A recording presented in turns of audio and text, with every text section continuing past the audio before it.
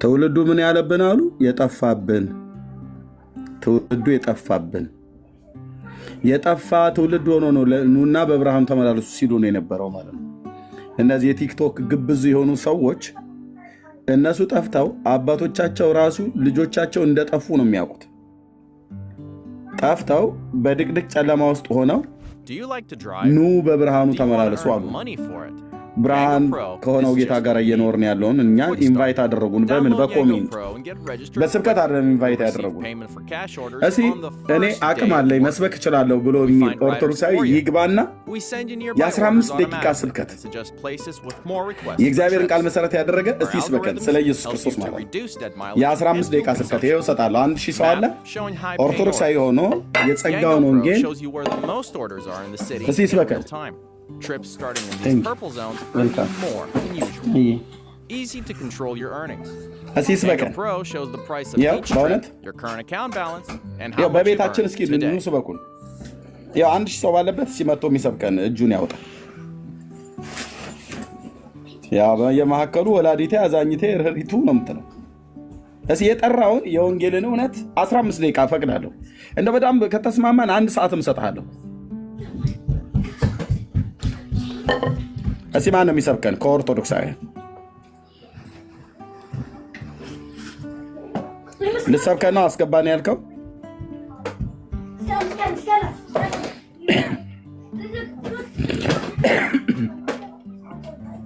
ኦርቶዶክሳዊ ሆኖ ኢየሱስ ክርስቶስን መስበክ አይችሉም። ወንድሞች እናቶች፣ የእውነት ስነግራችሁ ላናድዳችሁ አይደለም። ኢየሱስ ክርስቶስን መስበክ ማለት ማንም ፍሩሽካ ተነስቶ አይሰብክም። ማንም ፈሽፋሻ ተነስቶ አይሰብክም። ለመስበክ ጸጋን ከተሰጠ ብቻ ነው፣ ከተላክና ከተሰጠ ብቻ ነው የምሰብከው።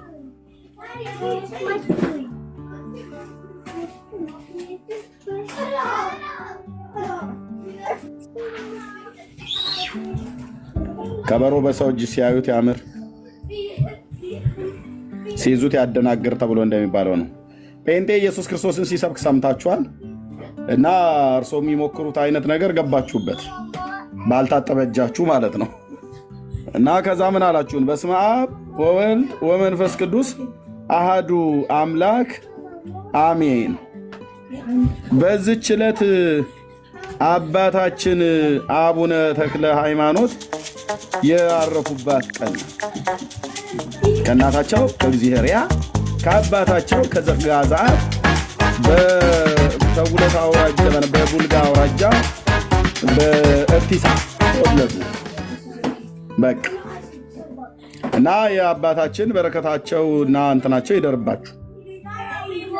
ይሄ ነው በስመ አብ ወወልድ ወመንፈስ ቅዱስ ብለህ ጀምረህ እንዲህ ነው የምትለው።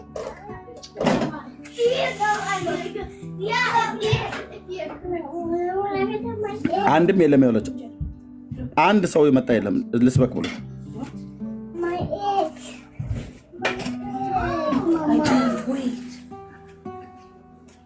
እሺ ልትሰብከ ነው።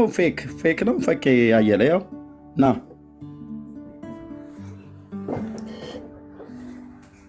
ይሄ ኢንቫይት አድርጌያለሁ። ና ተቀበል፣ አክሴፕት አድርገው። ፈቄ ያየለ ነው ማን ነው?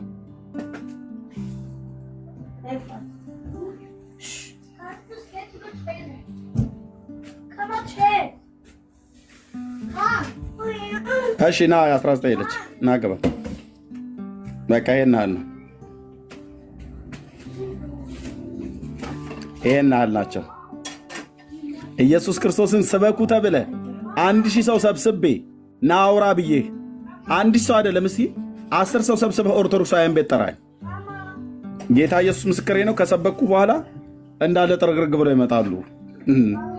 የእግዚአብሔር ቃል ለመስማት ልባቸው የተዘጋጀ ይድኑ ዘንድ ልባቸውን ካልዘጉ በስተቀር ይመጣሉ።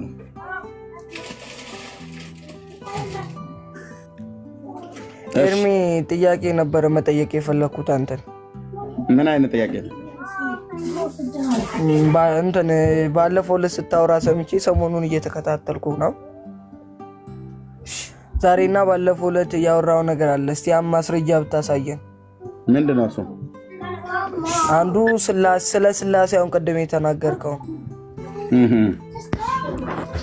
አንዱ እሱ ነው። እስቲ ማስረጃ ብታሳየን ቆንጆ ነው። እሺ አንዱ ምንድነው ሌላኛ ያልከው ወንድሜ? አንዱ ደግሞ ኑ በብርሃኑ ተመላለሱ እያልክ ጠላ መላስ ከስጋና ደግሞ እኩል ይሆናል ገድለ መስቀል ነው ያልከው። ድርሳነ መስቀል ላይ ይላል ምናምን ስትል ነበር ባለፈው ዕለት።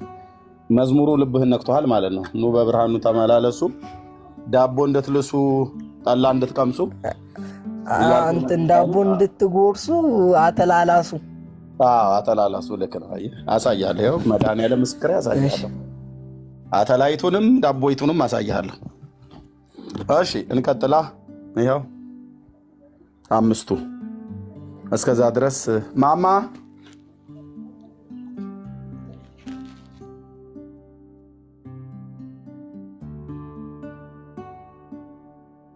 ኦኬ። አንደኛው የባላተላው መጽሐፍ እስኪመጣ ድረስ በዚህኛው እንቀጥላ። ታብና ኮፒሊንግ ሼር አድርጉት ፕሊስ። 1 ሚሊዮን ይግባ ወንድሞች። ቤቴ ትናንትና ሪፖርት ተደርጎበታል። ያው በየጊዜው ነው የሚጨፈጨፈው፣ ግን በጌታ ምሕረትና በእናንተ ብርታት እስካሁን ድረስ ቆይታለች የኔ ፔጅ እንጂ ቦምብ ቢወረውሩበት ራሱ ደስ ባላቸው ይህን ፔጅ። ኤንወይ እሺ ወንድማችን ድርሳነ መድኃኔዓለም ወገድለ መባጽ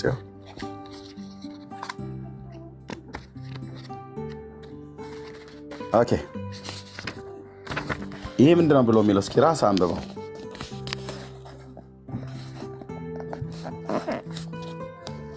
ቀጥሎ ነው ራስ አንብብልኝ።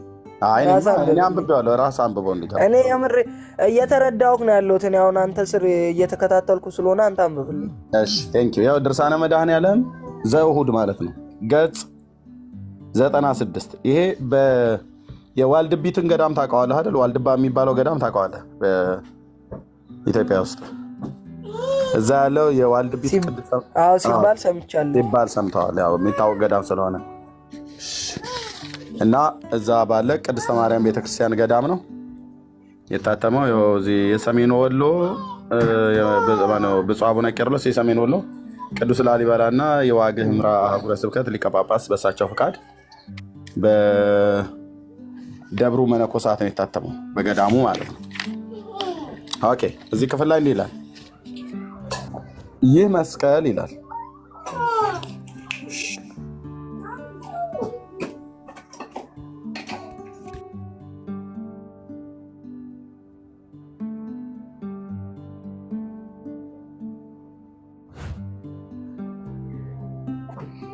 ኦኬ ይህ መስቀል እንደ እግዚአብሔር የከበረ ነው፣ እንደ ድንግል ማርያም ከፍ ያለ ነው ይላል።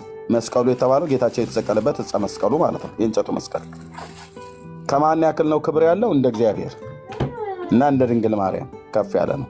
እንደ እግዚአብሔር የከበረ፣ እንደ ድንግል ማርያም የከበረ፣ እንደ እግዚአብሔር ከፍ ያለ፣ እንደ ማርያምም ከፍ ያለ ነው ማለት ነው። ኦኬ ከፍ ያለ ነው። ሶስትነታቸውም ትክክል የሚሆን እንደ አብ እንደ ወልድ እንደ መንፈስ ቅዱስም ፈጽሞ የማይለይ ነው። ምንነታቸው? ሶስትነታቸው ትክክል የሚሆን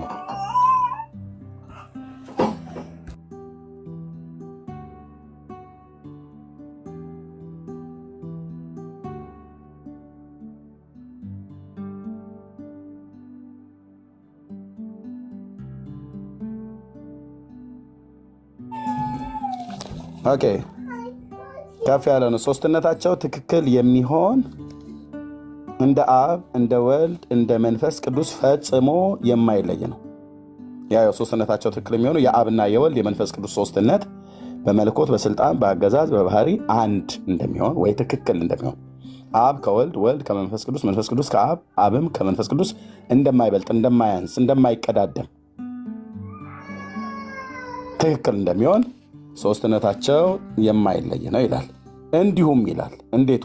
እንደዚህኛው ሶስትነት እንደ አብና እንደ ወልድ እንደ መንፈስ ቅዱስ ሶስትነት ማለት ነው። እንዲሁም መድኃኒታችን ኢየሱስ ማለት ነው እና ከእናቱ ከማርያም ከመስቀሉ ጋራ ሶስትነታቸው ትክክል ነው። የማ ሶስትነት ትክክል እንደሚሆን፣ የአብና የወልድ የመንፈስ ቅዱስ ሶስትነት ትክክል እንደሚሆን፣ እንዲሁም የኢየሱስ የማርያም የመስቀሉ ሶስትነታቸው ትክክል ነው። ስለዚህ ስንቆጥር አብ ወልድ መንፈስ ቅዱስ መስቀሉ ማርያም 5 አብ ወልድ መንፈስ ቅዱስ መስቀሉ ማርያም 5 ምክንያቱም የአብና የወልድ የመንፈስ ቅዱስ ሶስትነት ትክክል እንደሚሆን የነዚህም ሶስትነታቸው ትክክል ነው ብሎናል። እንዲሁም መድኃኒታችን ኢየሱስ እናቱ ማርያም መስቀሉ ዕፀ መስቀሉ ጌታ የተሰቀለበት ሶስትነታቸው ትክክል ነው። ያ ወንድማችን እሺ አመሰግናለሁ። ያኛውንም መረጃ ያሳየኝ። እሺ ማማ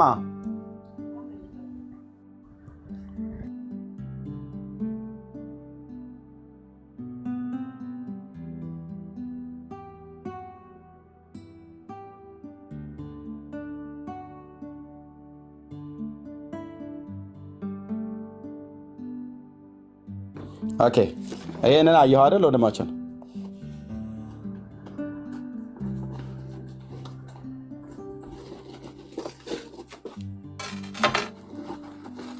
እየተሰማ ነው?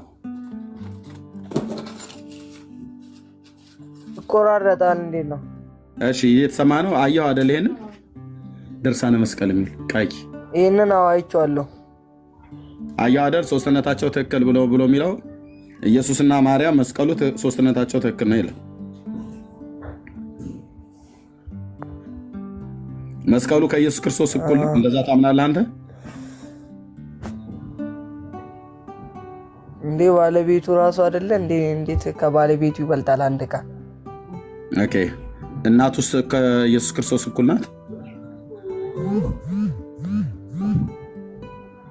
እኩልማ ልትሆን አይችልም። መስቀሉም እኩል ሊሆን አይችልም አይደል?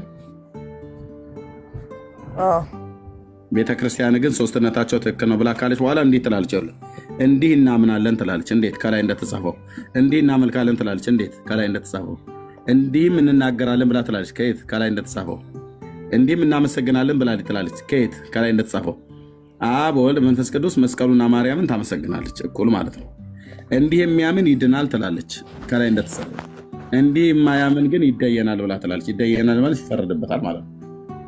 ስለዚህ ብራዘር አንተ አባትህ የሙሉ ወንጌል ቤተክርስቲያን አባል እንደሆኑ ነግረኛል እና እሳቸው በክርስቶስ የኔ ወንድም ናቸው፣ በብርሃን ያሉ ናቸው። ስለዚህ ፋዘርን ተከተል ብራዘርዬ፣ ፋዘርን ስማ፣ አባትህን ስማ። ከአብራካቸው ክፋይ የተከፈልክ ልጃቸው ነህ። ፋዘርን ስማ። አንተ ከፋዘር የበለጠ አውቀህ ሌላ ቦታ ላይ የምትሄደውን አቁምና የአባትን ፈለግ ተከተል። የአባትን ፈለግ ተከተል ብራዘር።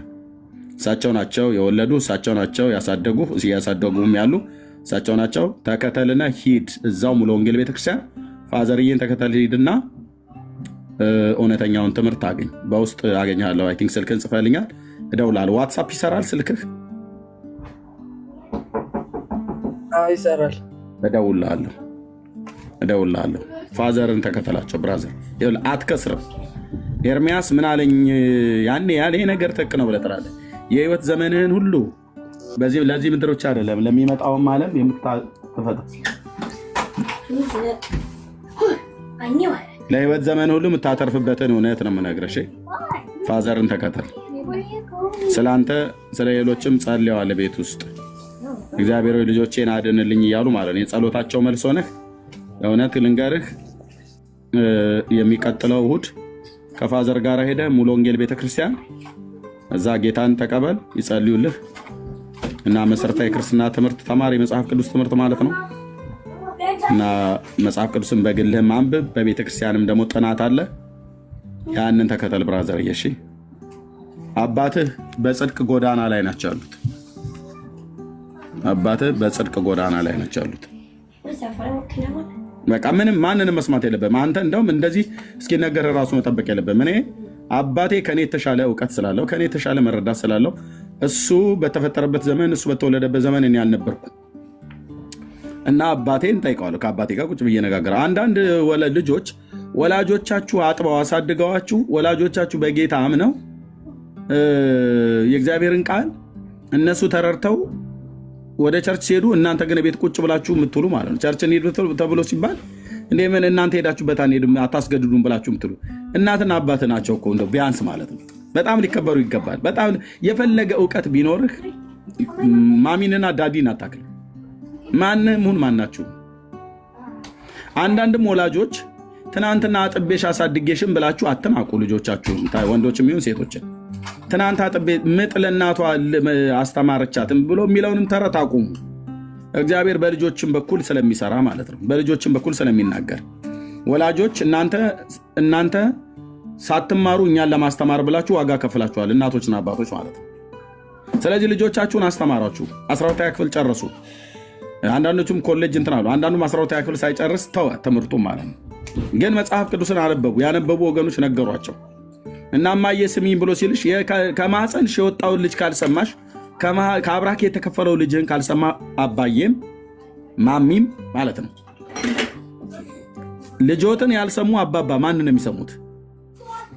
ልጆትን ሊሰሙ ይገባል።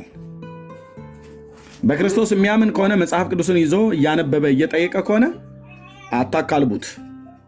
በተወለድኩበት ሀገር ታሰድቡኝ እንዴ ብላችሁ አትበሉ። ኢየሱስ ክርስቶስን በማመን ከዘላለም ጥፋት እንድትድኑ እግዚአብሔር ለሕይወት የሚሆን ንስሐን በልጆት በኩል እየሰጠዎት ነው።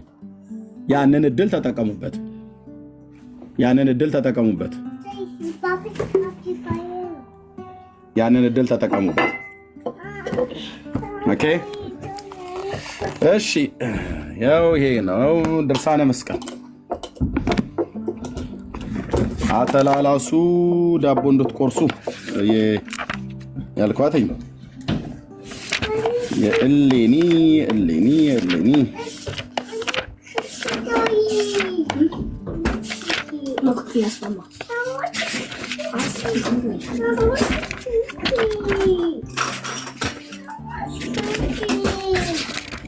ኦኬ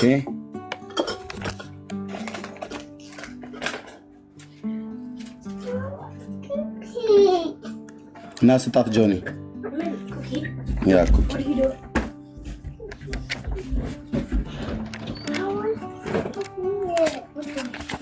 ኦኬ እሺ ድርሳነ መስቀል ይታያል ወንድማችን?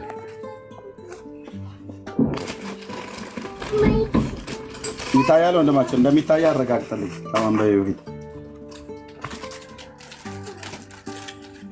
ማይክን ክፈትና አረጋግጠልኝ።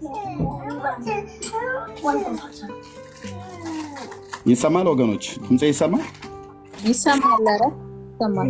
የ19 ልጅ ከሰማኝ ለአንተ ስለሆነ ያስመጣሁት ስማኝ፣ ካልሆነ ተዋዋለሁ ማለት ነው። እየሰማው ነው እና ሳናግርህ ታዲያ መልስልኛ ብራዘር። ኦኬ ይታያል፣ ይሰማል? እሺ ያ አሳታሚው የዚህ መጽሐፍ አሳታሚ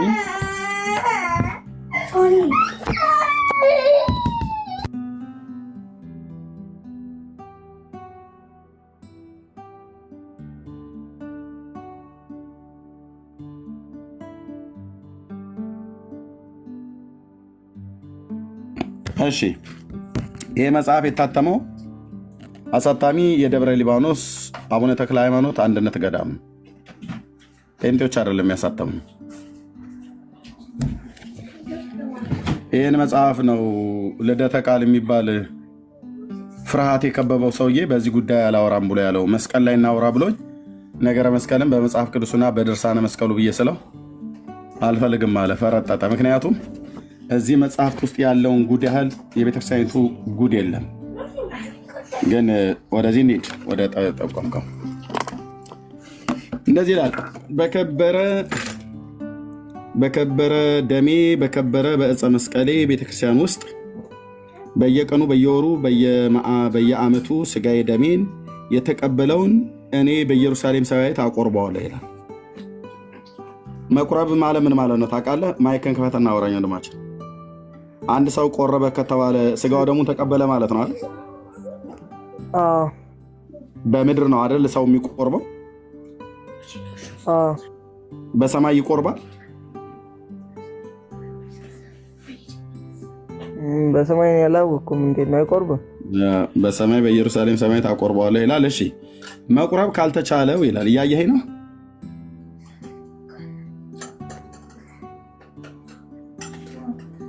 ወንድማችን መልስልኝ ፕሊስ። ለጠይቀኝ ጥያቄ ነው መልስ የምሰጥህ።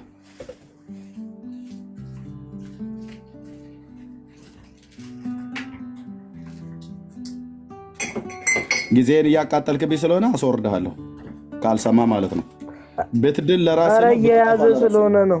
ኦኬ። ስለዚህ ብራዘር ሳናግርህ ለራስህ ነው የምሰማው። ብትጠፋም ለራስህ ነው። ኦኬ። ማይኩን አትዝጋዋ፣ እየሰማሁ ነው። መቁረብ ይታያል አይደል ጽሁፉ? በቃ ተከታተለኝ። መቁረብ ካልተቻለ ለዕፀ መስቀሌ ከተደረገው መታሰቢያ ከማዕዱ የወደቀ ፍርፋሪ አንስቶ ይብላ። እኔ ስጋዬና ደሜ ለመቀበል የሚያደርሰውን በጎ ስራ እንዲሰራ አድርገዋለሁ። እስከዚያው ግን በቁርባን ፈንታ ይሆንለታል። በቁርባን ፈንታ ይሆንለታል። ምኑ? ፍርፋሪው። በምን ፈንታ ይሆንለታል? በቁርባኑ ፈንታ ይሆንለታል። በጌታው ስጋና ደም ማለት በስጋው ማለት ነው። ፍርፋሪ ካላገኘ አተላ ያለበትን እንስራ በምላሱ ይላስ። ምን ያለበትን? ፍርፋሪ ካላገኘ አተላ ያለበትን እንስራ በምላሱ ይላስ። በልቡ ካመንና ካልተጠራጠረ በቁርባን ፈንታ ይሆንለታል። ምኑ? ፍርፋሪውና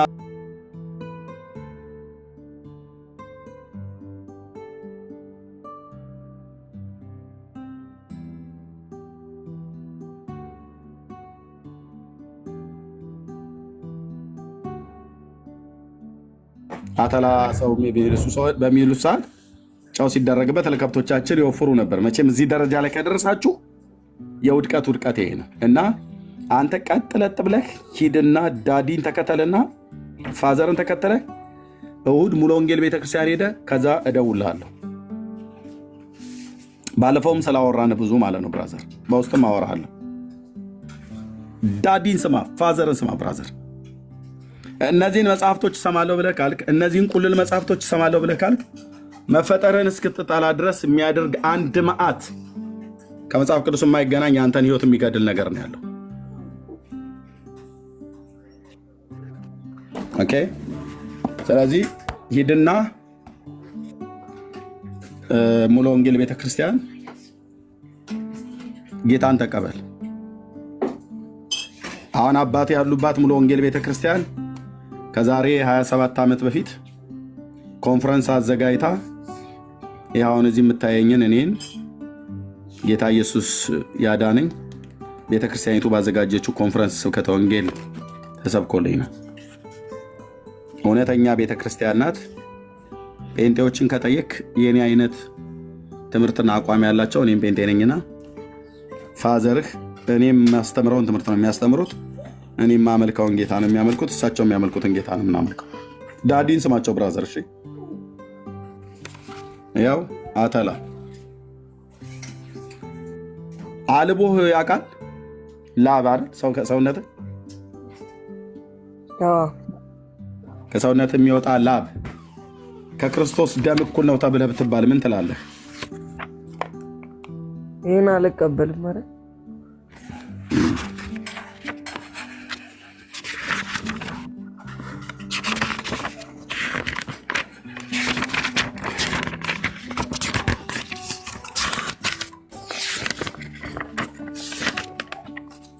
ይሄን አለ የተቀለደበት ጌታ ላይ ነው። ምን አለ የዚህ ታሪክ ባለቤት ነኝ ብሎ የሚል ክፉ ሰው ስለ እናንተ ሃይማኖት ምክንያት ስለመገፋታችሁም ብሎ ይላል። ምን አመሰገናት። በዚያንም ንጋት በሆነ ጊዜ ፈጥኖ በመነሳት እመቤታችን ድንግል ማርያምን እንደ አመለከተችው ወደ ኢየሩሳሌም ሀገር የመልእክት ደብዳቤ ጻፈ። እንዲህም ሲል የኢትዮጵያ ንጉሥ ነው። ይሄ ንጉሥ እንዲህ ሲል አባቶቼ እናንተ ሊቃነ ጳጳሳት፣ የኢየሩሳሌም ሀገር ታላላቅ ሰዎች ሆይ የክብር ባለቤት የሆነው ጌታችን ኢየሱስ ክርስቶስን የምታምኑ አስቀድሞ የግብፅ ተንበላት እንደተነሱባችሁ መጥቼም እንደረዳችሁ ዘንድ መልእክትንም ወደ እኔ እንደላካችሁ ታውቃላችሁ። እኔም ከኢትዮጵያ አውራጃዎች ከአንዲቷ ከሸዋ ሀገር እስከ ስናር ፈጥኜ በመውረድ በእግዚአብሔር ኃይል በእመቤታችን በድንግል ማርያም እርዳታ ተንበላን ከመጡባችሁ ግልበጣ አስጣልኳችሁ። ስለዚህም በቆላ በረሃ መንገድ ስገሰግስ ከብዙ ሰራዊቶቼ ጋራ ብዙ ደከምኩ። ስለ ጌታዬ ስለ ኢየሱስ ክርስቶስ ስም ስለ እናንተም ሃይማኖት ምክንያት ስለ መገፋታችሁም እኔ ቀንቻለሁና እናንተም አባቶቼ ወንድሞቼ ሆይ ከእኔ የፈሰሰ ላብ ቀላል አይምሰላችሁ፣ ነገር ግን በከበረ በዕፀ መስቀል ላይ እንደፈሰሰ እንደ ጌታዬ ደም ያድርግልኝ። ምኑን ከዛ ካተላው አልፎ ደግሞ የሰውየውን ላብ ላስ ይለዋል ማለት ነው።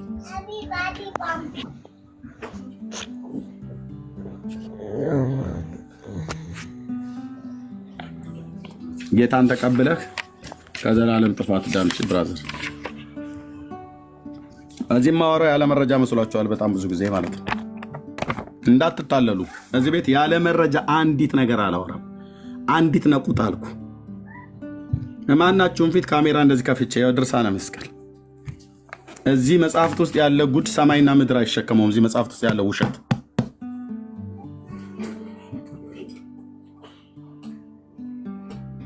ስለዚህ ጌታ ይሻላል ብራዘር። ምን ትላለህ?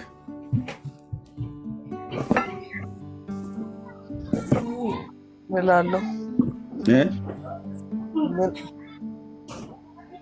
ምለው ነገር አለኝ። እንዴት ምን ምለው ነገር አለ? ለመመለስ ምን እንትን አለ? ፋዘር ስላሉ ፋዘር ምን ትላቸዋለህ?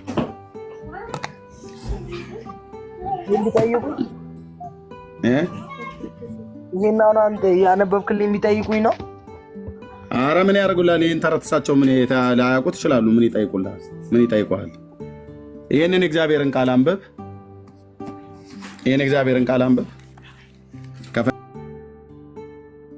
ከፈለክ እዚህ ካልፈለክ በውስጥ መስመር ደውዬልህ ጌታን እንድትቀበል ፍቃደኛ ከሆንክ እጸልይልሃለሁ። ይሄን እግዚአብሔርን ቃል አንብብ ብራዘርዬ። አንተ ወጣት ነህ። የአምላክን የእግዚአብሔርን ቃል ወቅ። ስለ ጌታችን ስለ መድኃኒታችን ስለ ኢየሱስ ክርስቶስ ቅዱስ ማቴዎስ እንደጻፈው እሱ ሲጨርስ የሉቃስን፣ እሱ ሲጨርስ የማርቆስን፣ እሱ ሲጨርስ የሉቃስን፣ ከዚያ ዮሐንስን፣ የሐዋርያት ሥራ እንደዚህ እያልክ የቅዱስ ጳውሎስ መልእክታትን፣ የጴጥሮስና የዮሐንስ መልእክታትን፣ ይሁዳና ያዕቆብን፣ ራእዩን፣ ከዛ ደግሞ ወደ ብሉይ ኪዳን ደግሞ ተመልከት። ከዘፍጥረት መጽሐፍት፣ የነቢያትን መጽሐፍት፣ መዝሙራትን እነዚህን አንብብ። ምክንያቱም ኢየሱስ ክርስቶስን በማመን መዳን የሚገኝበትን ጥበብ ሊሰጡ የሚችሉት እነዚህ መጽሐፍቶች እንጂ እነዚህ መጽሐፍቶች አይደሉም። ይሄ መጽሐፍ አሁን ቤት አለ። ጸሎት ትጸልይበታለህ? አለ ስር አሁን አምጣው ላሳይህ። አንድ ጉድ ላሳይህ፣ ቢያንስ በጥቂቱ ማለት ነው። መዝገበ ጸሎት ነው አይደል? መዝገበ ጸሎት። አዎ ልክ ነው።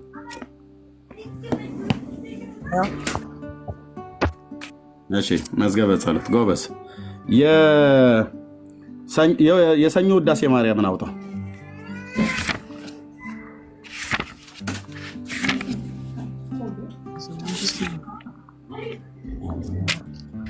የሰኞ ውዳሴ ማርያምን አውጣውና የማን ነው? የትንሣኤ ዘጉባኤ እትም ነው ወይስ የተስፋ ገብረ ስላሴ ነው ያንተ ያለ? ማን ነው? የገብረ ስላሴ ብርሃኑ ነው ወይስ የተስፋ ገብረ ስላሴ ነው ያለ? ቆይ ሊዮ። እሺ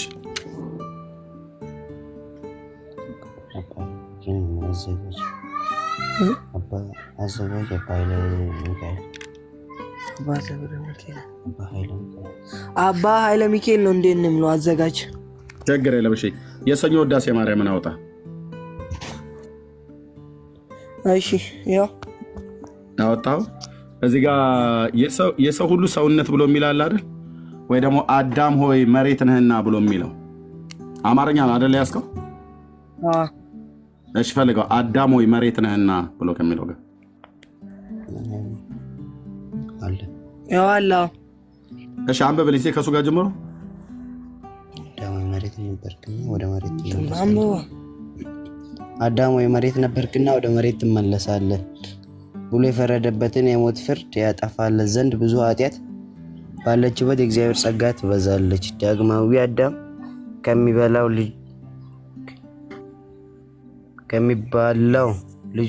ልጅ ቅድስት ሆይ የሚለው ቅድስት ሆይ ለምኛለች። ከዛ አስቀጥል። የሰው ሁሉ ሰውነት ደስ ይላታል። በሰማይ ለእግዚአብሔር ምስጋና ይሁን፣ በምድርም ሰላም ለሰውም እርሱ ለሚፈቅደው እያሉ ከመላእክት ጋር አሰመጠው ንጉሥ ክርስቶስን ያመሰግኑታል። የቀድሞውንም እርግማን አጥፍቷልና። የቀድሞውን እርግማን ምን ብሏል? ቆይ በቃ የቀድሞውን እርግማን ምን ብሏል? አጥፍቷል። እሷን ቃል አስምራት ወይ ምልክት አድርግባት። የቀድሞውን እርግማን እኔ እዚህ አስምሬበታለሁ አጥፍቶልናልና ይላል። እሷን ቃል በሆነ በእርሳስ ወይ በሆነ ነገር ምልክት ስጣት ወይ በወረቀት ላይ አስቀምጣት። እሺ ለወንድማችን ፋዘር ኖት ግን የሚያወሩት አይደለም፣ ብራዘሬ ነው። እሺ ብራዘር ነው። እሺ ቴንክ ዩ። የቀድሞ ብራዘርም ኦርቶዶክስ ነው? አዎ። ኦኬ ስሙት እንግዲህ። ኦኬ የቀድሞውን እርግማን ምን ብሎልናል ነው ብሎ የሚለው? አጥፍቶልናል ነው አይደል ብሎ የሚለው? አዎ። ማን ያጠፋልን? የቀድሞውን እርግማን አጥፍቶልናል ብሎ የሚለው ስለማን ነው? ክርስቶስ ነው። ክርስቶስ ነው የቀድሞውን እርግማን ያጠፋልን አይደል? አዎ። ከሱ ውጭ ሌላ ያጠፋልናል የቀድሞውን እርግማን? የለም። የሐሙስ ውዳሴ ማርያም ላይ ሂድ።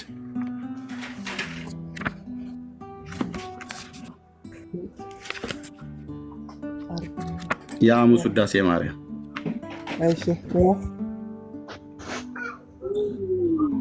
የሐሙስ ውዳሴ ማርያም አምላክን የወለድሽ እመቤታችን ሆይ ብሎ የሚለው ጋር ነው።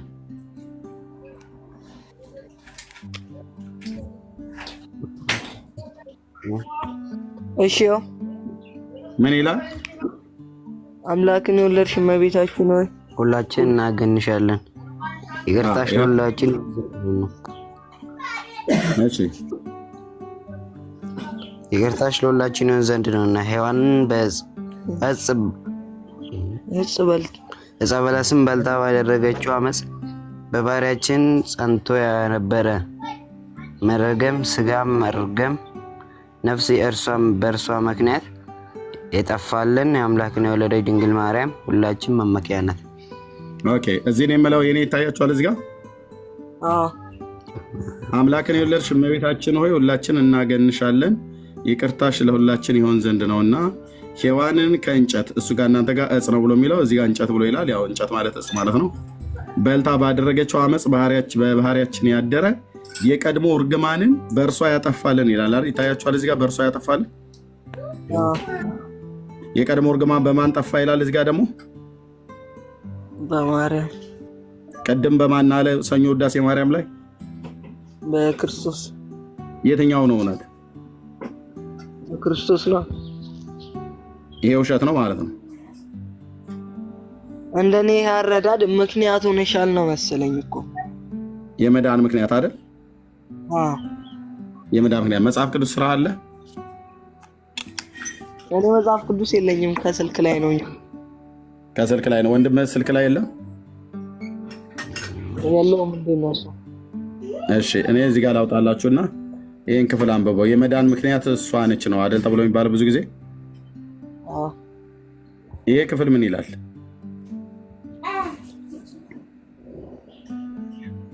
ከተፈጸመ በኋላ በእግዚአብሔር እንደም መልክ ጸዲቅ ሹመት ሊቀ ካህናት ተብሎ ስለተጠራ ለሚታዘዙለት ሁሉ የዘላለም መዳን ምክንያት ሆነላቸው።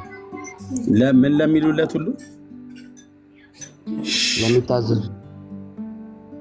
እሺ ቀጥል። በእምነት ስለመጽናት የተሰጠ ማስጠንቀቂያ። እሱ አይደለም። ይሄኛው አለቀው። የመዳን ምክንያት ማን ነው ብሎ የሚለው? ክርስቶስ የዘላለም መዳን ምክንያት ሆነላቸው ይላል አይደል? ወደ መጨረሻው አካባቢ ላይ እዚህ ጋር የመዳን ምክንያት የሆነው ክርስቶስ ነው እንጂ ማርያም ነች ይላል መጽሐፍ አይደለም። አይልም። አየህ ማርያም ምክንያተ ድኅነት የመዳን ምክንያት ብለው የሚሏችሁ ውሸታቸው ነው። ሊቃውንቱን እዚህ ጠይቄያለሁ። አይታችኋል ብዬ አስባለሁ። በዚህ 2 ሳምንት ውስጥ ከ10 በላይ የሚሆኑ ሊቃውንቶች ገብተዋል። አንዳቸውም ግን አልመለሱም። የዘላለም የመዳን ምክንያት ክርስቶስ እንጂ እሷ አይደለችም። የቀድሞ አዳም እርግማን የጠፋልን በክርስቶስ እንጂ በእርሷ አይደለም። የሰኞ ውዳሴ ማርያም ላይ በእርሱ የጠፋልን ብለው ይላሉ። የሐሙስ ውዳሴ ማርያም ላይ በእርሷን የጠፋልን ይላሉ። አየህ፣ ሁለት እውነት የለም፣ ሁለት ቤዛ የለም። የመዳናችን ምክንያት ለሚታዘዙለት ሁሉ ነው ብሎ የሚለው ጌታችን ኢየሱስ ክርስቶስን መታዘዝ ትፈልጋላችሁ ወንድሞች?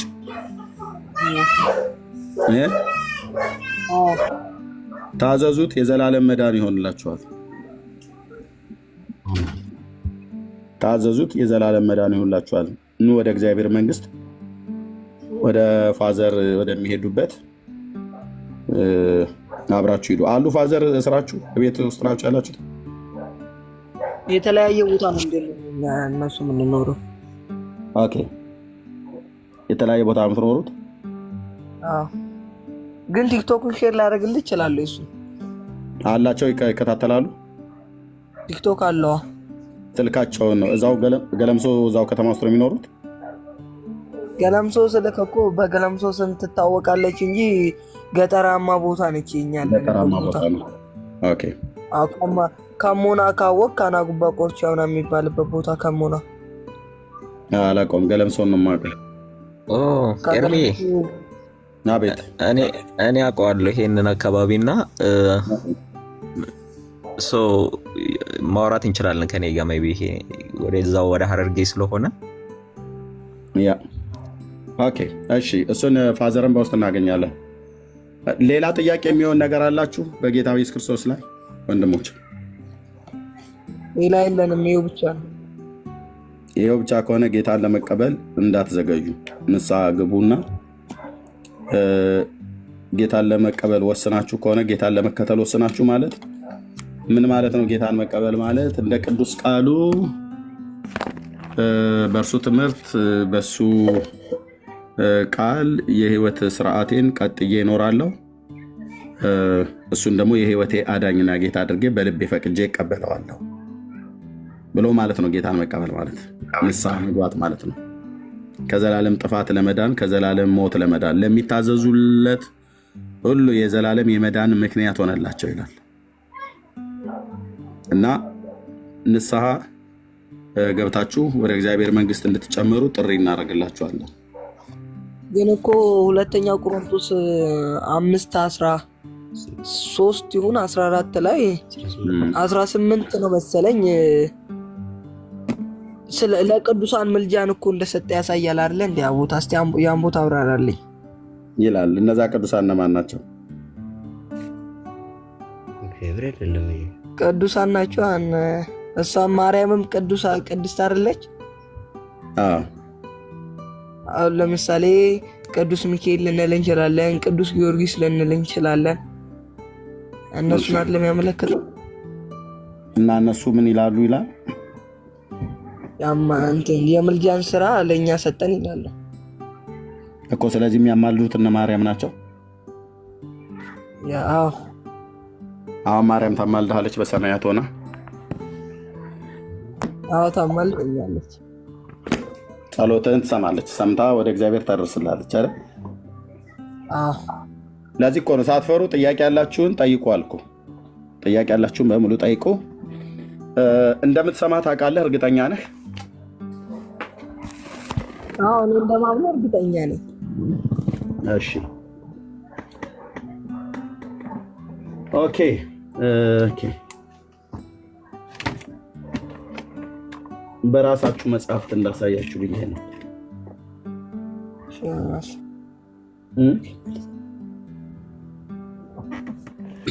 በራሳችሁ መጽሐፍት እንዳሳያችሁ ብዬ ነው። ታገሱኝ አንዴ። ችግር የለውም።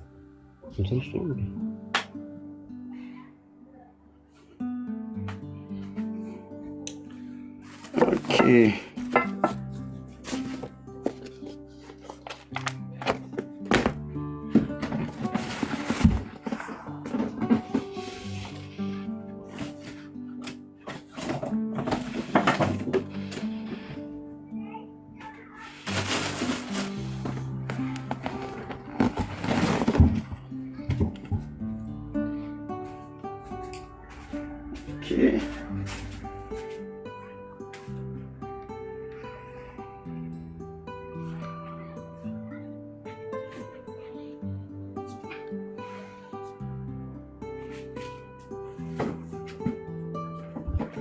አስፋልኝ ይሰማሃል አለክ አለ እየተሰማኝ ነው። እሱ እስከሚመጣ ብዬ ነው። እሱ እስከሚመጣ ነው። ይኸውልህ እኔ አንድ ሰከንድ የሆነ ነገር ልንገርክ።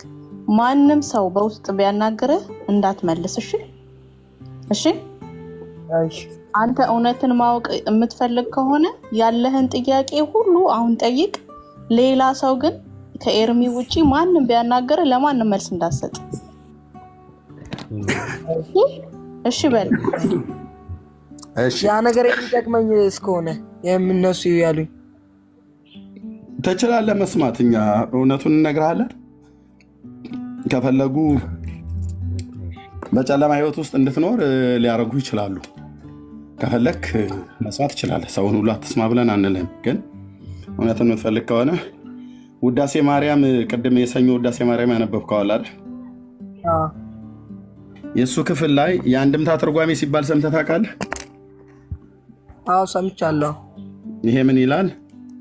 ውዳሴ ማርያም ቅዱስ ኤፍሬም የደረሰው ከቀድሞ አባቶች ሲወርድ ሲዋረድ የመጣው ንባብና ትርጓሜው የኢትዮጵያ ኦርቶዶክስ ተዋሕዶ ቤተክርስቲያን ሊቃውንት እንደጻፉትና እንደተረጎሙት በትንሣኤ ማሳተሚያ ድርጅት በቤተክርስቲያኒቱ ማለት ነው የታተመው 1983 ዓ.ም። ይሄ መጽሐፍ ሁሌ ለጾመ ፍልሰታ ሁሌ ይተረጎማል። የሰኞ ውዳሴ ማርያም ላይ ሰዓሊ ለነ ቅድስት ወይ ደግሞ ቅድስት ሆይ ለምኝልን ብሎ በሚለው ክፍል ላይ አንድምታውን ሲተረጉሙት እንዲህ ነው ያሉት አባቶች ማለት ነው። ማርያም አሁን በሰማይ ትለምንልናለች ነው አይደል ያልከው? ትጸልይልናለች ነው አይደል ያልከው? ልመና ትለምንልናለች ነው አይደል ያልከው? ይሄንን አንብቡ። በቀይ እስክሪብቶ ያሰመርኩት ሰሉፍ አንዴ ንክፈታ ነው እዚህ አንድምታው የኔ ካሜራ ጋር ልመናስ ከዚህ በኋላ ስንኳን በሷ በሌሎችም የለባቸው በቀደመ ልመናዋ የምታሳምር ስለሆነ እንዲህ አለ እንጂ ምን ይላል? ደግመህ አንብበው። ልመናስ ከዚህ በኋላ ምን ይላል?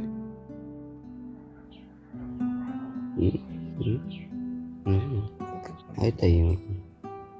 ልመናስ ከዚህ በኋላ ምን ይላል? ያው ከዚህ በኋላ እንኳን በሷ በሌሎችም የለባቸውም። በቃ ልመና የላትም እያለ ነው በሰማያት አይደል?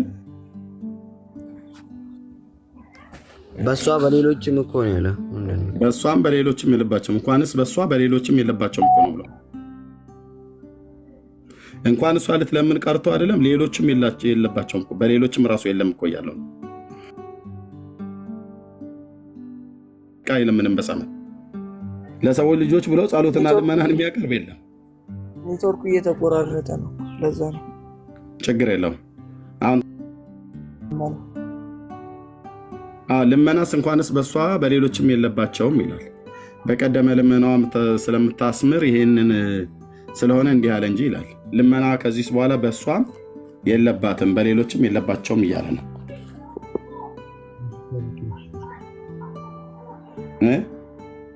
በቤተክርስቲያናችሁ መጽሐፍ በመጽሐፍ ቅዱስ ባሳየ ስለማታምኑ እኔ አሁን ኦርቶዶክስን በራሳቸው መጽሐፍት ነው የማወራው።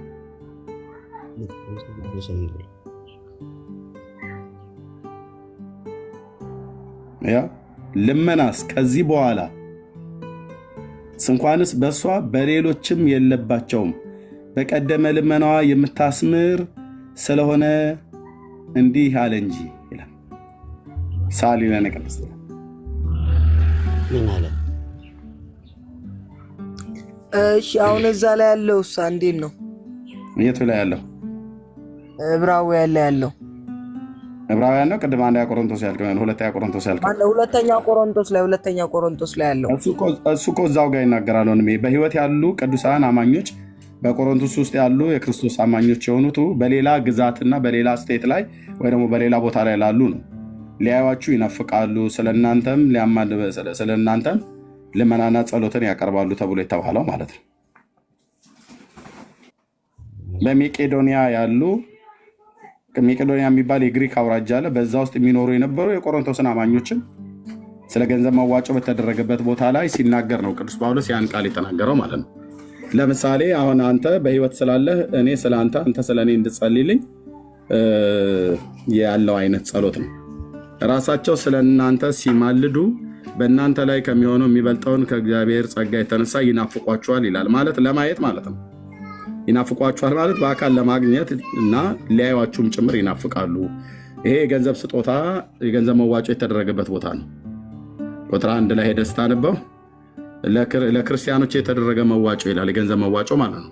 ለቅዱሳን ስለሚሆን አገልግሎት ጽፈላችሁ ዘንድ አያስፈልግም ይላል። ቅዱሳን የተባሉት እነ ማርያም እነ ገብርኤል ምናምን ነገር እንደዛ ተብሎ ልክ ነው፣ ቅዱሳን ናቸው። ግን እነሱ ስለ እነሱ የተጻፈ አይደለም። ይሄ በጎ ፈቃዳችሁን አውቄያለሁና ስለዚህ አኪያ ከአምና ጀምሮ ተዘጋጅቷል ይሄን ስጦታ ለመስጠት ማለት ነው ብዬ ለመቄዶንያ ሰዎች በእናንተ እመካለሁ፣ ቅናታችሁም የሚበዙትን አስነስቷል ይላል። የመቄዶንያ ሰዎችና የአኪያ ሰዎች ሁለቱም በግሪክ አውራጃቸው ውስጥ ያሉ ቦታዎች ናቸው። በዛ ይኖሩ የነበሩ በወንጌል የሚያምኑ ወንድሞች፣ በክርስቶስ ኢየሱስ ወንጌል የዳኑ ወንድሞችና እህቶች ስለ ገንዘብ መዋጮ በኢየሩሳሌም ስላለውም ደግሞ ለክርስቶስ ቤተክርስቲያን ለቅዱሳን ሁሉ ስለማዋጣት በተደረገው ነገር ላይ ነው እናንተን ሊያዩአችሁ ይናፍቃሉ ብሎ ያለው ሙሉን ክፍል ስታነበው ማለት ነው ብራዘር፣ እንጂ ቅዱሳን ከሞቱ በኋላ በሰማይ ጸሎትና ልመና ያደርጋሉ ብሎ የሚል የመጽሐፍ ቅዱስ ትምህርት የለም።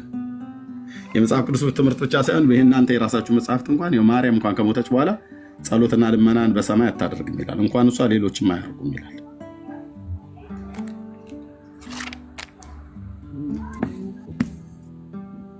እሺ አሁን ከአንተም ሰምቻለሁ። እኔም እዚህ ያሉ አይደለ ሊቃውንትኛ የሚያስተምሩን ሰንበት ትምህርት ቤት ተማሪ ስለሆንኩ ጠይቅ፣ እነሱንም ጠይቅና ጠይቅ። በውስጥ ጻፍልኝ፣ የጻፍክልኝ ስልክ አለ አይደል? በቃ በሱ ላይ ኮንታክት አድርገኝ። ከፈለክ እዛው እናንተ አካባቢ ላይ ያሉትን ከፈለክ መርጌታውን፣ ከፈለክ የደብሩን አለቃ ቄሱን፣ ከፈለክ ዲያቆን፣ ከፈለክ መምህር ካለ ሰባኪ ወንጌል መምህር ካለ የሰንበት ተማሪውን አስተማሪውም ካለ ማንንም ሰው ልታገናኝ ትችላለህ። አወራቸዋለሁ። እንደውም ከቻላችሁ የሰንበት ተማሪዎች ካህናቱን ባሉበት ስብሰባ አድርጋችሁ ብትደውልና ጥያቄ ቢጠይቁኝ እኔም ጥያቄ ጠይቃቸዋለሁ አንተ ፊት፣ አንተም ጥያቄ ጠይቃቸዋለህ፣ እናንተም እኔን ትጠይቁኛላችሁ፣ አወራቸዋለሁ። የወጣ ወጣ። ባለፈው እንዳልኩት ማን የወጣው የዳነ ይድናል በጥያቄው ላይ ልክ ነው። አዎ በቃ ሰንበት ተማሪውም ጥያቄ ካለው ማለት ነው። ለምሳሌ አንተ ድርሳነ ገብርኤልን ትወደዋለህ አይደል? ለዚህ ነው የገብርኤል ልጅ ያልከው። 19 ማለት የገብርኤል ልጅ ማለት አዎ፣ መልአኩ ቅዱስ ገብርኤልን ትወደዋለህ። አዎ፣ ጥሩ። እግዚአብሔር አምላክ ይባርክ። የእግዚአብሔር መልአክ ስለሆነ እኛም አንጠላው። መልአኩን ቅዱስ ገብርኤልን ትወደዋለህ ማለት። ድርሳነ ገብርኤል አንብበህ ታውቃለህ? አላነበብኩም። እንዴት ነው አላነበብክም አይደል? ለምሳሌ ሰለስቱ ደቂቅን ሶስቱን ወጣቶች ከነደደ እሳት ያዳናቸው ማን ነው? ገብርኤል። እርግጠኛ ነህ? አዋ ከሱ ውጭ ያወጣቸው የለም። እግዚአብሔር በእሱ ላይ አድሮ ነው እኮ ያስወጣው። ከሱ ውጭ ሌላ ያወጣቸው የለም። ሌላ የለም። እርግጠኛ ነህ? እርግጠኛ ነኝ።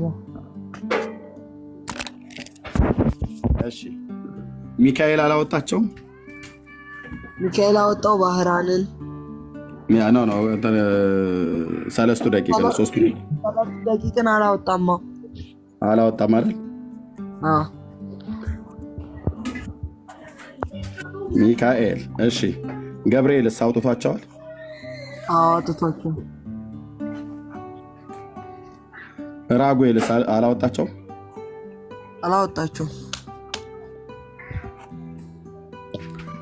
ኦኬ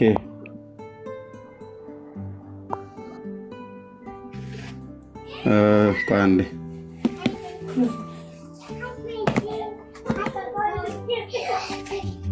እሺ ኪዳነ ምሕረት ሳላወጣቻቸው አላወጣቻችሁ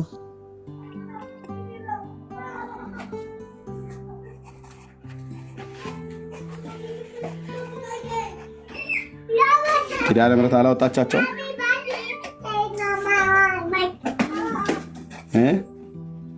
አላወጣቻቸው ኔትወርክ እየተቆራረጠብኝ ስለሆነ ነው ቀይ እያበራ ነው አይዞ ችግር የለውም እሺ በቤተ ክርስቲያናችሁ መጽሐፍት ሚካኤልም አውጥቷል ብላ ታስተምራለች ኦርቶዶክስ በድርሳነ ሚካኤል ላይ አለ ድርሳነ ሚካኤል ስርህ የለኝም እንዴ የለም ስርህ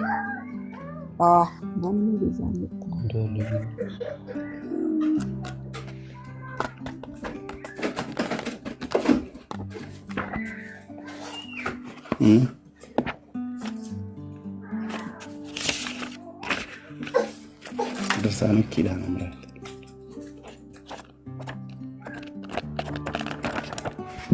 ኦኬ አንዴ ጠብቀ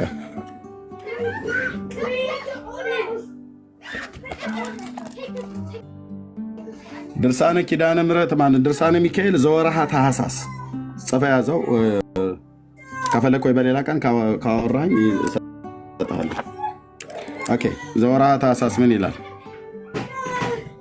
ችግር የለውም ሪካርድ እያደረኩን ነው እሺ ምን ይላል ይኸው ዘወርሃ ታኅሳስ እኔ በያዝኩት ላይ ገጽ 91 ድርሳነ ሚካኤል ማለት ነው የምር በማስረጃ እያሳየኝ ስለሆነ አምኜ ይላለሁ ያ በማስረጃ ነው እዚህ ዝም ብዬ አይደለም ተናገር እውነቱን ያልኩት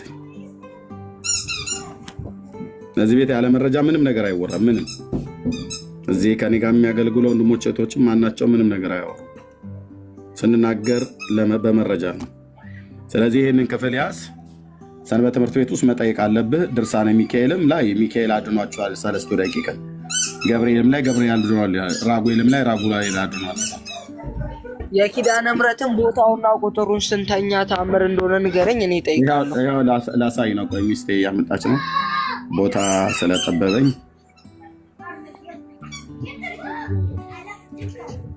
ቦታ ስለጠበበኝ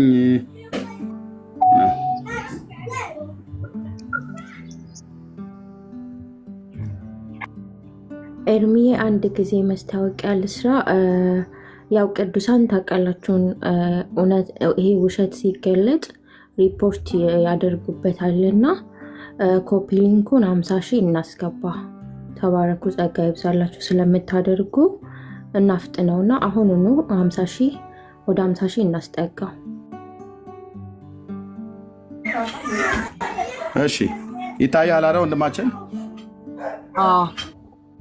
ድርሳነ ኪዳነ ምሕረት መልካ ኪዳነ ምሕረት ግዕዝና አማርኛ አሳታሚ ፍቃድ አሳታሚ ማነው አዘጋጁ የቅዱስ ነአኩቶ ለአብ ደብር ሰበካ ጉባኤ ስልክ ቁጥር ይኸው በደብሩ ነው የታተመው ኦኬ በዚህ ክፍል ላይ 3 ደቂቃን ኪዳነ ምሕረት የምትባለው ማርያም እንደሆነ ታውቃለህ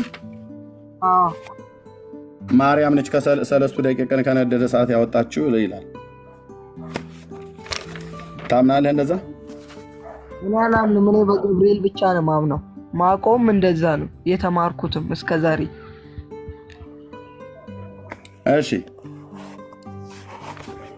ይሄልኝ እንግዲህ የማክሰኞ ድርሳነ ኪዳነ ምሕረት ገጽ 120 ላይ ማለት ነው አንድ አምላክ በሚሆን በአብ በወልድ በመንፈስ ቅዱስ ስም አምነን አንድነት በእግዚአብሔር አንድነት ማክሰኞ ቀን የሚነበብ የኪዳነ ምሕረት ድርሳን የሌዊና የስምዖን ሀብት ቅባታቸው የአሮን ጸናጽን የካህን ልብሱ ይህች ናት ማርያም ማለቱ ነው ብሉይ ኪዳን ላይ ገብተው እነዚህ በወርቅ የተለበጡ ለማየት ያማሩ ናቸው አክሊል የወርቅ ግምጃ ካባ ላንቃ የሐር ልብስና የወርቅ ቀሚሶችም ከብርሃናዊ የካህን ልብስ ጋር አንድ የሚሆኑ ከሐምራዊ ግምጃ የድንግልናዋን ምሳሌ ናቸው የሳራ መኖሪያ ድንኳን የሌዊ መጠለያ ድንኳን ሲሳራን ያስገደለች የዲቦራ ምስጋና በዳርቻዋ የምትቀመጥ የውሃ መንቀል እዝራ በሴት አምሳል ያያት ማርያም ይህች ናት። የኢዮብ መጠጊያው የኢዮብ አምባ መጠጊያው ይላል። ማርያም ለኢዮብ አምባ መጠጊያው ነች።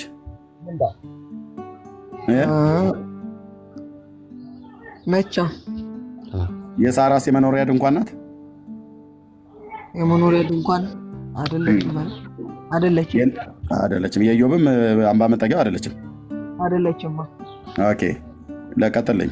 የኢያሱ የምስክር ሐውልት ኢያሱ ብሎ የሚለውን ታውቀዋለህ? ከሙሴ ሞት በኋላ የተነሳው እስራኤልን የመራው በዮርዳኖስ ወንዝ ማዶ በዮርዳኖስ ወንዝ ውስጥ የተከላቸው 12 ድንጋዮች መጽሐፍ ቅዱስ አንብበህ ከሆነ ኢያሱ መጽሐፍት ላይ አለ። እነዛን ሐውልቶች የተከለ ነው ለሚሉት የኢያሱ የምስክሩ ሐውልት የሳሙኤል የቅባት መንግስት ሙዳይ ይላል።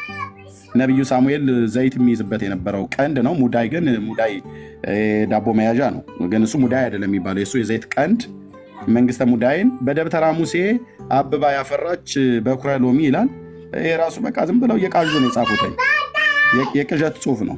በደብተራ ኦሪት ማለት ደብተራ ማለት የግዕዙ ቃል አንድም ድንኳን ማለት ነው። ደብተራ ኦሪት ማለት የመገናኛይቱ ድንኳን ማለት ነው። እና ሙሴ አበባ ያፈራች የተባለው የአሮን በትር ነው። እሱ አበባ ለውዝን አፈራች ብሎ የሚለው እንጂ በኩረ ሎሚ ያፈራች አይደለም። ኦርቶዶክስ ለዚህ ነው ህዝቡን ይዛ ገደል የምትገባው ማለት ነው። ስልጣነ ክህነት ሰማያዊ መስዋዕትን ያስገኘች ምድራዊ እንቦሳ በግፍ የሞተ የናቡቴ ተክል ማርያም ይህች ናት ይላል። ናቡቴ በሌለችበት ዘመን ናቡቴ ተክል የናቡቴ ተክል የሚባለው መጽሐፍ ቅዱስ ላይ ስታነቡት በኢዝራኤል ያለ የወይን እርሻ ቦታ ማለት ነው። ምን ያገናኘዋል? ምንም። መጽሐፍ ብቻ እዚህ ትውልድ ላይ ይቀልዳሉ፣ እናንተም አታነቡ። ኤርሚያስ ያመሰገናት ሕዝቅኤልን በተዘጋች በር አምሳል ያያት ይላል። ኤርሚያስ ማንንም አላመሰገነም። ኤርሚያስ አመስግኗት አያውቅም። እኔ ጋር መጣው ያምታቱ። ለምን? የአምላኬን እግዚአብሔርን ቃል በሚገባ ስለማውቅ። ኤርሚያስ ያመሰገናት ብሎ የሚል ነቢዩ ማንንም አላመሰገነም። ማንንም 52 ምዕራፎች አሉት፣ ሰቆቃውም አለ።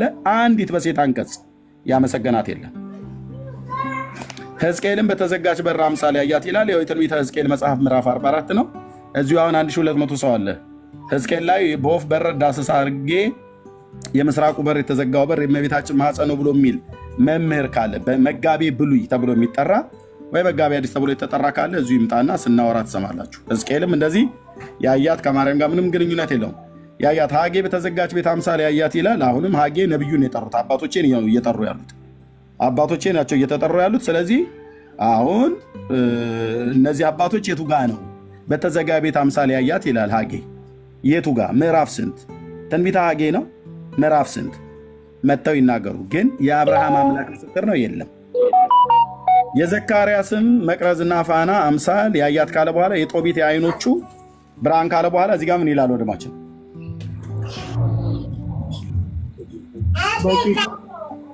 እቺ ምንድን ናት? ደቂቅ። እቺኛ ሶስቱ።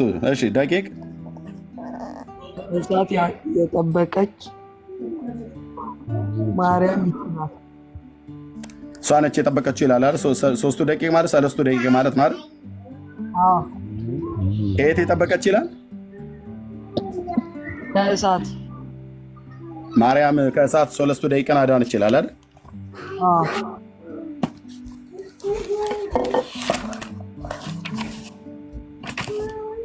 መረጃ እንዴት ነው ጴንጤዎች ጋር? እዚህ ቤትማ ይለያል በደንብ። በቃ ይሄ ቤት ማለት በመላው ዓለም አባት የሚሄዱበት ሙሉ ወንጌልን ጨምሮ ከኔ ድካምና ስንፍና በቀር የምንናገረው የእግዚአብሔርን ቃል እውነት የምንሰብክበት ከወንድሞቼና ከእህቶቼ ጋር ውሸትን የኦርቶዶክስ የለ፣ የካቶሊክ የለ፣ የአይሁድ የለ፣ የራሳችን የጴንጤዎች እንኳን ውሸት ካለ የሚፈርስበት ቤት ነው።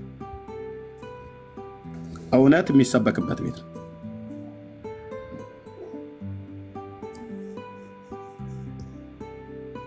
እሺ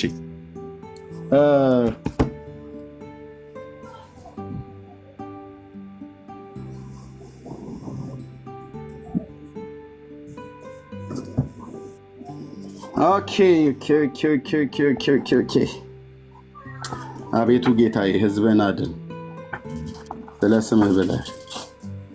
ቅዱስ ቃልን ለማንበብ አልፈቀዱም። ትውልድን ከቃል አስተውት የማይነበብ መጽሐፍ አንብቡ እያሏቸው የዘመናቸውን ቁጥር ጨረሱ። ኦኬ ኦኬ ሌላ እስኪ አንድ ልፈልግልህ እዚህ ማስታውሰው አይ ቲንክ ብዙ መጽሐፍቶች ስላሉኝ በጣም ብዙ መጽሐፍቶች ስላሉኝ ድርሳነ ኡራኤል ላይ ይመስለኛል አምስተኛው ደቂቅን ከሳት አወጣ የሚል አዎ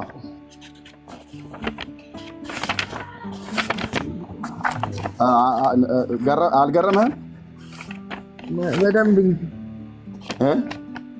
በደንብ ነው እንጂ ገረመኝ። ለእናንተ የተነገረው ገብርኤል ብቻ ነው ተብሎ ነው አይደል? አዎ እኔ ከ5 ዓመት በላይ ሰንበት ትምህርት ቤት ተምሬያለሁ። እስከ ዛሬ የሰማሁት እኔ ገብርኤል ነው እንጂ ሚካኤልን የሰማሁት ቢኖር በዳንኤል ነው። እዚህ ጋር እስኪ የለም እኔ ትንቢተ ዳንኤል ላይ የተጻፈውን ነው የሰማሁት። እዚህ ጋር ካገኘው ልፈልግ አይ ቲንክ ቶ በቃ አትልፋን ያምኛለሁ።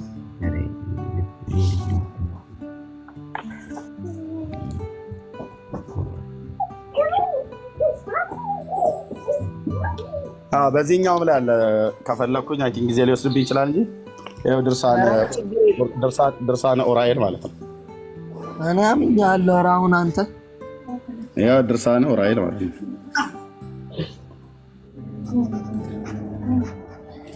ኡራኤል እዚህም ላይ አለ። ስንቶቹ ናቸው ያወጡት? ሚካኤልም ገብርኤልም ራጉኤልም ኪዳነ ምሕረትም ኡራኤልም አውጥተዋል ይላል አይደል? እሺ የእግዚአብሔር ቃል በዚህ ጉዳይ ምን ይላል? አሁን ይሄ አልተወራም እስካሁን ድረስ። እነዚህ አሁን በማን ነው የሚመዘኑት? የእግዚአብሔር ቃል የአምላካችን ቃል ምን ይላል? ትንቢተ ዳንኤል ላይ አንብበው ታውቃለህ? እኔ የምር ጥቅስ ሲሰጡኝ ነው እንጂ መጽሐፍ ቅዱስ እኔ ሲጀመር የለኝም። እኔ መጽሐፍ ቅዱስ ከስልክ ላይ ነው ያለኝ። ከስልክ ላይ ደግሞ ጥቅስ የሚሰጠኝ ሰዓት አነባለሁ እንጂ አላነብ። ትንቢተ ዳንኤል ላይ ያነበብኩትም አለ። ከዋነኞቹ አለቃ አንዱ ሊረዳኝ መጣ የሚል እሱ ሌላ ነው። እሱ ሌላ ነው። ይሄኛው በመጽሐፉ ያለው ደቃቅ ስለሚሆን በዚህ ላውጣና ትንቢተ ዳንኤልን ላንብብልህ። ትንቢተ ዳንኤልም ላይ ሌላ ያወጣ አካል ስላለ መታየት አለበት። ትንቢተ ዳንኤል ምዕራፍ 3 ቁጥር ከ21 ጀምሮ ከቁጥር 19 ጀምሮ ይታያል አይደል? የዚያን ጊዜ ተከታተለኝ። የዚያን ጊዜ ናቡከደነጾር በሲድራቅና በሚሳቅ በአብድናጎም ላይ ያው ሲድራቅና ሚሳቅ አብድናጎም የተባሉት አናንያ፣ አዛሪያ፣ ሚሳኤል ብሎ የሚለው የአይሁዳዊ ስማቸው ያላቸው ይሄ ባቢሎናዊ ንጉሥ ያወጣላቸው ስም ነው። እነኚህ ሲድራቅ፣ ሚሳቅ፣ አብድናጎም የተባለው የባቢሎናውያን ጣዖታት ነው። በጣዖቱ ስም ነው ስማቸውን የቀየረባቸው እንጂ ትክክለኛ ስማቸው አናንያና አዛሪያ፣ ሚሳኤል ነው የአይሁዳዊ ስማቸው። እና በአብድናጎም ላይ ቁጣ ሞላበት፣ የፊቱን መልክ ተለወጠባቸው። እርሱም ተናገረ፣ የእቶኑን እሳት ይነድ ከነበረው ይልቅ 7 እጥፍ አድርገው እንዲያነዱ ታዘዘ። ሲድራቅና ሚሳቅ አብድናጎምን ያስሩ ዘንድ ወደሚነደውም ወደ እቶነ እሳት ይጥሏቸው ዘንድ በሰራዊቱ ውስጥ ከነበሩት ኃያላንን አዘዘ። የዛን ጊዜም እነዚህ ሰዎች ከሰናፊላቸውና ከቀሚሳቸው ከመጎናጸፊያቸውም ከቀረው ልብሳቸው ጋር ታስረው በሚነድድ በእቶነ እሳት ውስጥ ተጣሉ። የንጉሱንም ትእዛዝ አስቸኳይ ስለሆነ የእቶኑ እሳት እጅግ ስለሚነድድ ሲድራቅና ሚሳቅ አብድናጎምን የጣሏቸው ሰዎች በእሳቱ ወላፈን ገደላቸው። ማለት የእሳቱ ብርታት ምን ያህል እንደሆነ እነሱን ለመጨመር የገቡ ሰዎች እነሱን ሁሉ ጭምር ነው ያጠፋቸው፣ ገደላቸው። እነዚህም 3ቱ ሰዎች ሲድራቅና ሚሳቅ አብድናጎም ታስረው በሚነደው በእቶኑ እሳት ውስጥ ወደቁ። በዚያን ጊዜ ንጉሱ ናቡከደነጾር ተደነቀ፣ ፈጥኖም ተነሳ። አማካሪዎቹም 3 ሰዎች አስረን በእሳት ውስጥ ጥለን አልነበረምን ብለው ተናገራቸው። እነርሱም ንጉሥ ሆይ እውነት ነው ብለው ለንጉሱ መለሱለት። እርሱም እነሆ እኔ የተፈቱ በእሳቱ መካከል የሚመላለሱ 4 ሰዎች አያለሁ፣ ምንም አላቆሰላቸውም። የ4ተኛው መልክ የአማልክትን ልጅ ይመስላል ብሎ መለሰ። ንጉሱ ነው ያየው። በእሳት ውስጥ አራተኛ ሰው ነው ያየው፣ የአማልክት መልክ የሚመስል ያለው። የዚያን ጊዜ ናቡከደነጾር ወደሚነደው ወደ እሳቱ እቶን በር ቀርቦ እናንተ የልዑል አምላክ ባሪያዎች ሲድራቅና ሚሳቅ አብድናጎም ኑ ውጡ ብሎ ተናገራቸው። ሲድራቅና ሚሳቅ አብድናጎምን ከእሳቱ መካከል ወጡ። መሳፍንቱና ሹማምንቶቹ፣ አዛዦቹ፣ የንጉሱ አማካሪዎች ተሰብስበው እሳቱን በነዛ ሰዎች አካል ላይ ኃይል እንዳልነበረው፣ የራሳቸውም ጠጉር እንዳልተቃጠለች፣ ሰናፊላቸውም እንዳልተለወጠ፣ የእሳቱም ሽታ እንዳልደረሰባቸው አዩ። ናቡከደነጾርም መልሶ መልአኩን የላከ መላእክቶችን ይላል። መልአኩን በነጠላ ነው አይደል የሚጠራ? ይህን መልአክ ሚካኤል ነው ይለዋል አይለውም? ገብርኤል ነው ይለዋል አይለውም? ኡራኤል ነው ይለዋል አይለውም? ኪዳነ ምሕረት ናት ይላል አይላትም? ራጉኤል ነው ይላል አይልም? ግን እግዚአብሔር መልአኩን የላከ ከአምላካቸውም በቀር ማንንም አምላክ እንዳያመልኩ ለእርሱም እንዳይሰግዱ ሰውነታቸውን አሳልፎ የሰጡትን የንጉሱን ቃል የተላለፉትን በእርሱ የታመኑትን ባሪያዎቹን ያዳነ የሲድራቅ የሚሳቅ የአብድናጎም አምላክ ይባረክ ይላል። የሲድራቅና የሚሳቅ የአብድናጎም አምላክ ማን ነው? ሚካኤል አይደለም? ገብርኤል አይደለም? ራጉኤል አይደለም? ኪዳነ ምሕረትና ኡራኤል አይደለም? የሲድራቅና የሚሳቅ የአብድናጎም አምላክ ይባረክ ብሎ ያለው ማን ነው? የእስራኤል ቅዱስ ልዑል እግዚአብሔር አይደል? አዎ ኢየሱስ። አዎ ስሙ የተመሰገነ ይሁን። ጌታችን ኢየሱስ ማለት ነው። እሱ ያህዌ ነውና ስለዚህ እንደዚህ ብሎ መሰከረ ማለት ነው። ስለዚህ አሁን እዚህ ጋር ማን ነው ያዳናቸው ይላል እዚህ መጽሐፍ ቅዱስ? እግዚአብሔር መልአኩ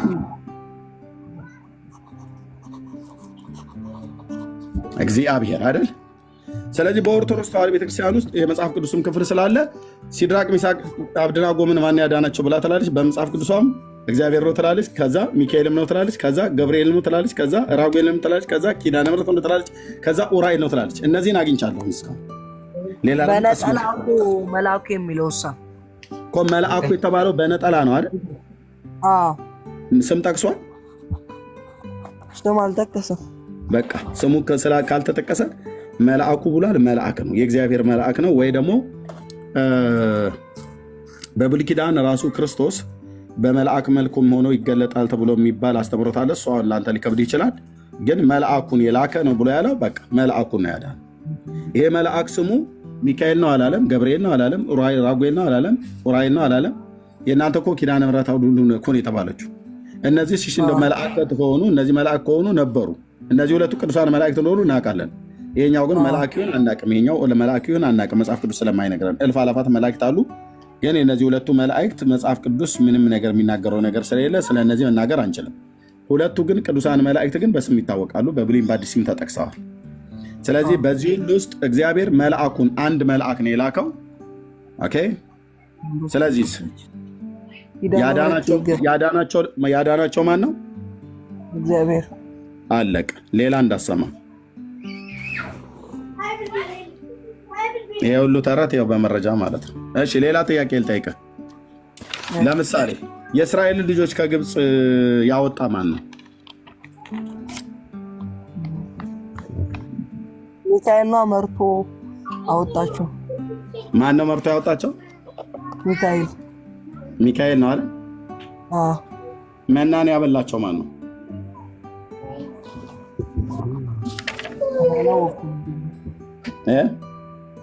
እሱን አላውቅም። ሚካኤል ግን በሙሴ ላይ ለሙሴ እየነገረው ሙሴን እየመራው ሙሴ እየመራቸው እንዳወጣቸው ነው የማውቀው ነው። እሺ መናን የመገባቸው ሚካኤል ነው አይደል? ነው ወይስ ማን ነው? ሚካኤል ነው። መናንም የመገበው ሚካኤል ነው።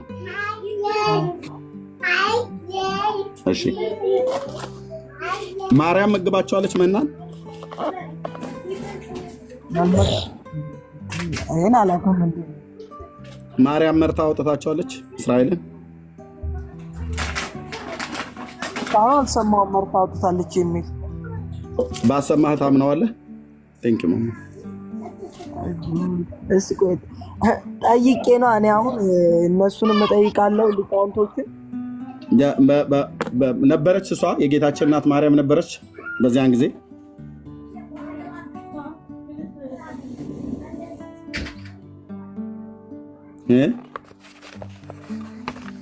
ወንድማችን ኔትወርክ እየያዘብኝ ስለሆነ ነው። ከታያችሁ ቀይ እያደረገ ነው። ያ ለዚህ ጋር ምን እንደሚል ታውቃለህ? ኪዳነ ምሕረት ገጽ 119 የሰኞ ድርሳን ላይ እስራኤልን ከመከራ ምድር ያወጣች ይላል አይደል? ማርያም ማለት ነው። ያወጣች ማለት እሷ ነው፣ ለሴት ነው አይደል? የለመለመን መናን በመመገብ የሚጣፍጥንም ውሃን በማጠጣት በምድረ በዳ የጠበቀቻቸው ይላል አይደል? የለመለመን መናን የመገበቻቸው ማን ናቸው? በዚህ ቃል መሰረት ማርያም። ትክክል ነው ይሄ? እኔ እንደተማርኩት ትክክል አይደለም፣ ግን እሷ ቃል ኪዳን ስላላት እኔ አሁን እኛ እንደምንረዳው ከሆነ ክርስቲያኖች እሷ ባልነበረችበት ዘመን ቃል ኪዳን ልብ በል ቆይ አንዴ ላሳየህ። እሷ ባልነበረችበት ዘመን ቃል ኪዳን ብዙ ጊዜ ቃል ኪዳን የሚባለው ውስጥ ነው ሄደው የሚደበቁት። ላሳየህ። እስራኤል ከግብፅ ምድር የወጡት እየሰማኸኝ ነው? እስራኤል ከግብፅ ምድር የወጡት በ1446 ቢሲ ላይ ነው፣ ቅድመ ልደተ ክርስቶስ። ኦኬ፣ ቢሲ ማለት ቢፎር ክራይስት ማለት ነው። እንደዛ ከሆነማ እሷ እንትን መመገብ አይችልማ። ከክርስቶስ ፊት እኮ አልመጣችም እኮ። ለዛ ላሳየን የምነግርህ እስራኤል ከግብፅ ምድር የወጡት በ1446 ዓመተ ምህረት ላይ ነው። ይሄንን ዓመተ ምህረት የታወቀው ብሎ ለሚል ሰው ካለ በአንደኛ ነገሥት ምዕራፍ 6 ላይ ብቻ ማንበብ አለበት። አንደኛ ነገሥት መጽሐፍ ምዕራፍ 6ን ስናነብ እስራኤል ከግብፅ ምድር በወጡ 480 ዓመት በሆነ ጊዜ ይላል የአምላካችን እግዚአብሔር ቃል። ኦኬ፣ እስራኤል ከግብፅ ምድር በወጡ አንደኛ ነገሥት መጽሐፍ ምዕራፍ 6። ቴንኪው መንፈስ ቅዱስ ለዘላለም ስም ይባረክ። የኔ አባት ስም ለዘላለም ይቀደስ። ኦኬ፣ ይሄን ታየዋለህ። የእስራኤል ልጆች ከግብፅ ምድር ከወጡ 480 ዓመት በሆነ ጊዜ 480 እንጽፋታለን። 480 ዓመት በሆነ ጊዜ ሰለሞን በእስራኤል ላይ በነገሰ በአራተኛው ዓመት ዚፍ በሚባል በሁለተኛው ወር የእግዚአብሔር ቤት ስራ መሰራት ተጀመረ ይላል። የመጀመሪያው ቤተ መቅደስ ሰለሞን ያነጸበት ዘመን እንደሚናገረው ይሄ ማለት እስራኤል ከግብፅ ምድር ከወጡ 480 ዓመት በኋላ ነው ሰለሞን ቤተ መቅደሱን መስራት የጀመረው በነቅሶ ማለት ነው። ኦኬ፣ ስለዚህ እንደምረዋለን። ኦኬ፣ ሰለሞን በእስራኤል ላይ የነገሰው በ970 ቅድመ ልደተ ክርስቶስ ላይ ነው ቢሲ። ኦኬ፣ እሺ፣ እዚህ ጋር 4 ዓመት አለች። 4ቷን ዓመት ያዝልኝ። እሱ ይሄ የነገሰበት ዘመን ነው። 4 ዓመት አለ። አሁን 970 እና 480 እንደምረዋል። እሺ፣ 970 ሲደመር 480 ስንት ሆነ? 1450 አይደል? 1000 ስንት ሆነ? 450 ከዚህ ላይ ስንት መቀነስ አለብን? 1446 ቅድም ያልኩት እንዲመጣ ስንት መቀነስ አለብን? 1146 ስንት መቀነስ አለ? ኖ እኮ 1146 እንዲመጣልን ከ1450 ስንት ነው መቀነስ ያለብን? ከ50 46 ስትቀንስ ስንት ነው የሚመጣው? አራት መቀነስ። ጎበዝ፣ 4። ኦኬ፣ 4ቷን እንፈልጋታ። እንዴት ነው የምንቀንሳት? ሰለሞን በእስራኤል ላይ በነገሰ 480 እስራኤል ከግብፅ ምድር ከወጡ 480 ዓመት በሆነ ጊዜ ሰለሞን በእስራኤል ላይ በነገሰ በአራተኛው ዓመት ይላል አይደል? 4ቷን ዓመት እዚህ ጋር ስንቀንሳት ሰለሞን ከነገሰ በኋላ ስለሆነ 970 ላይ ስለሆነ የነገሰው 4ቷን ዓመት ስንቀንስ ስንት ይወጣል ማለት ነው? 1446 ማለት ነው። ትክክል ነው? ያከታተለኝ ብራዘር፣ ላይቭም ላይ በዓለም ዙሪያ ሰው ስለሚያይ ማለት ነው። እሺ፣ ኦኬ 1446 ቅድመ ልደተ ክርስቶስ ማለት ነው። ምን ልታሳይ ነው? አሁን እኛ ያለንበት ስንት ነው? 2017 አይደል? ኦኬ፣ ጌታችን ኢየሱስ ክርስቶስ በተሰቀለበት ጊዜ የእስራኤል ሕዝብ ከግብፅ ምድር ከወጡ 1446 ዓመት ሆኗቸዋል። ይሄ ማለት ጌታችን ኢየሱስ ክርስቶስ ከመወለዱ ከ1400 ጌታችን ኢየሱስ ክርስቶስ መስቀል ላይ ከመሞቱ ከ1400 ዓመት በፊት ነው እስራኤል ከግብፅ ምድር የወጡት። አሁን ባለው ላይ 2000ን ስንደምረው 1446ን መደመር ብቻ ነው። 3 6 4 3 ማለት ነው። እስራኤል ከግብፅ ምድር አሁን ባሉበት ደረጃ አሁን ባለንበት ዘመን ላይ እስራኤል የዛሬ 3463 ዓመት ነው ከግብፅ ምድር የወጡት በወረሃ አቢብ በአቢብ ወር ወይ ደግሞ ኒሳን ብለው የሚሉት ኦኬ። ከወሩም በ14ኛው ቀን ወጡ። በወጡ በሶስተኛው ወር ወደ ሲና ምድረ በዳ መጡ። በተራራው በታች ሰፈሩ። ዘጸአት መጽሐፍ ምዕራፍ 19 ቁጥር 1 ቴንክ ዩ ሆሊ ስፒሪት መንፈስ ቅዱስ የኔ አባት ለዘላለም ስም ይባረክ። 19:1 በሶስተኛውም ወር የእስራኤል ልጆች ከግብፅ ምድር ከወጡ በኋላ በዚያን ቀን ወደ ሲና ምድረ በዳ መጡ። ከራፋይድም ተነስተው ወደ ሲና ምድረ በዳ መጡ። በምድረ በዳውም ሰፈሩ። በዚያን እስራኤል በተራራው ሰፈረ ይላል። ስንት ወር? 3 ወር። ስለዚህ እስራኤል ከግብፅ ምድር የዛሬ አሁን እኛ ዘመን ላይ ቆመን የዛሬ 3463 ዓመት በወረሃ አቢብ ወይ በኒሳን በ14ኛው ቀን ወጡ። በሶስተኛው ወር ወደ ሲና ምድረ በዳ መጡ። ስብሰባ እዛ ተደረገ ከጌታ ጋር። በዚያን ጊዜ ማርያም ነበረች?